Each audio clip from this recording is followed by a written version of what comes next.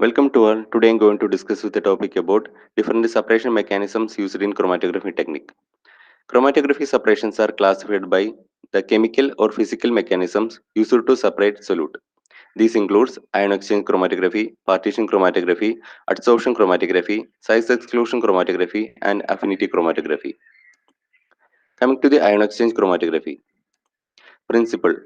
The ion exchange chromatography is based on an exchange of ions between a charged stationary surface and ions of opposite charge in mobile phase.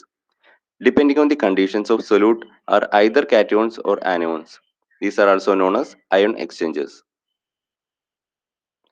Coming to the ion exchanges. Ion exchanger are made up of two parts, an insoluble matrix and chemically bound charge groups.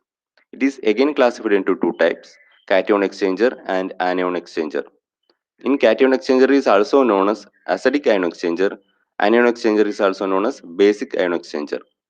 Each type of exchanger is also classified as strong or weak depending on the ionizing strength of functional group.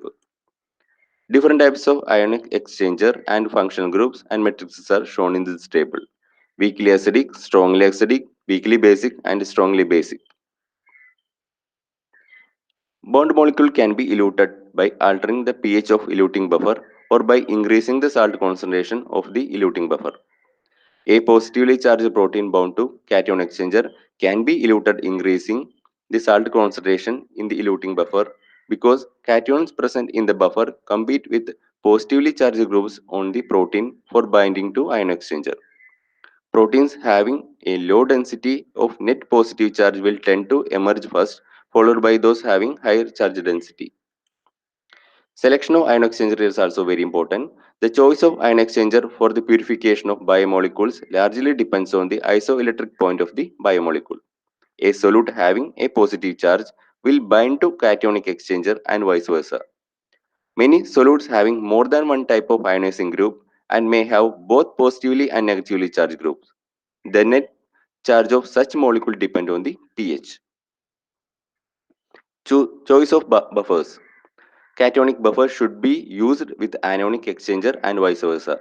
Firstly, the pH of the buffer depends on the range of stability of macromolecules to be separated. Second, the buffer pH should be chosen so that desired macromolecule will bind to ion exchanger. The ionic strength should be relatively low to avoid damping interaction between solute and ion exchanger. Also, the buffer concentration should be in the range between 0.05 to zero point 0.1 molar. Applications. The separation and purification of proteins, peptides, nucleic acid, polynucleotides, and other charged molecules are mainly because of high resolving power and high capacity. Also used to separate DNA from cell extract. Separation of and removal of inorganic ions from aqueous mixtures. Coming to the partition chromatography. The differential distribution of solute between two immiscible liquids is the basis of separation of partition chromatography. It can be subdivided into liquid-liquid chromatography, bond phase liquid chromatography. In liquid-liquid chromatography, the liquid station phase is attached to a supporting matrix by purely physical means.